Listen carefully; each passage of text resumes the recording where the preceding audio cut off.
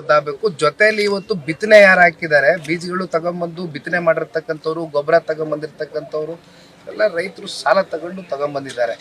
ಹಾಗಾಗಿ ಆ ಸಾಲದ ಹೊರೆ ಏನಿದೆ, ಜೊತೆಯಲ್ಲಿ ಬಡ್ಡಿ ಮನ್ನಾ ಮಾಡ್ತಕ್ಕಂಥದ್ದು, ಸಾಲ ಮನ್ನಾ ಮಾಡ್ತಕ್ಕಂಥದ್ದು ಮೊದಲು ಸರ್ಕಾರ ಇದು ಮುಂದಾಗಬೇಕು. ನೀವು ರೈತರ ಜಮೀನುಗಳ ಭೇಟಿ ಕೊಟ್ರಿ, ಅವರ ಅಳಲನ್ನು ಕೂಡ ತಾವು ಆಲಿಸಿದ್ರಿ, ನೋಡ್ತಾ ಇದ್ರಿ. ಬಿತ್ತನೆಯಾಗಿದೆ, ಒಂದು ಚಿಗುರು ಸಹ ಇಲ್ಲ ಕೆಲವೊಂದಿಷ್ಟು ಕಡೆ, ಕೆಲವೊಂದು ಚಿಗುರು ಬಂದು ಒಣಗಿ ಹೋಗ್ತಾ ಇದೆ. ಆ ರೀತಿಯ ಪರಿಸ್ಥಿತಿ ರೈತರು ಏನ್ ಹೇಳ್ಕೊಡ್ತಾ ಇರ್ತಾರೆ, ಯಾವ ರೀತಿ? ಇಲ್ಲಿ ನಮಗೂ ನಿಮಗೂ ಗೊತ್ತಿದ್ದಂಗೆ ನೋಡೋಣ, ವಿಜಯಪುರ ಜಿಲ್ಲೆ, ಬಾಗಲಕೋಟೆ ಜಿಲ್ಲೆ ಇರ್ಬೋದು, ಕಿತ್ತೂರು ಕರ್ನಾಟಕದಲ್ಲಿ ಸರಿಸುಮಾರು 75% ನಾವು ಮುಂಗಾರನ್ನ ನೆಚ್ಕೊಂಡು ಈ ಭಾಗದಲ್ಲಿ ರೈತರು ಕೃಷಿಯನ್ನು ಮಾಡ್ತಾ ಇರ್ತಕ್ಕಂಥದ್ದು. ಹಾಗಾಗಿ ಕಳೆದ ಬಾರಿ ಅತಿವೃಷ್ಟಿ ಆಯಿತು, ಆ ಸಂದರ್ಭದಲ್ಲೂ ಬಂದು ನೋಡಿದಾಗ ಬೆಳೆಗಳು ಹಾಕಿದ್ದೆಲ್ಲ ಸಂಪೂರ್ಣ ನಾಶ ಆಗಿತ್ತು.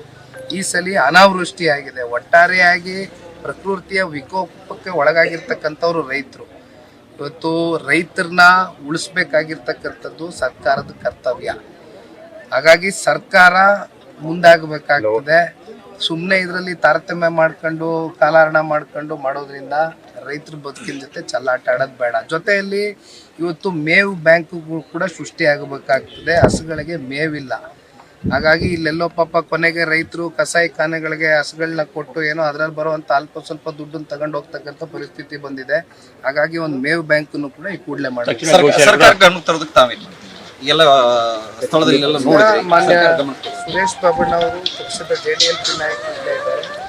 ಬಹುಶಃ ಅಧಿವೇಶನ ಆಗಸ್ಟ್ ತಿಂಗಳಲ್ಲಿ ನಡೆಯುತ್ತೆ.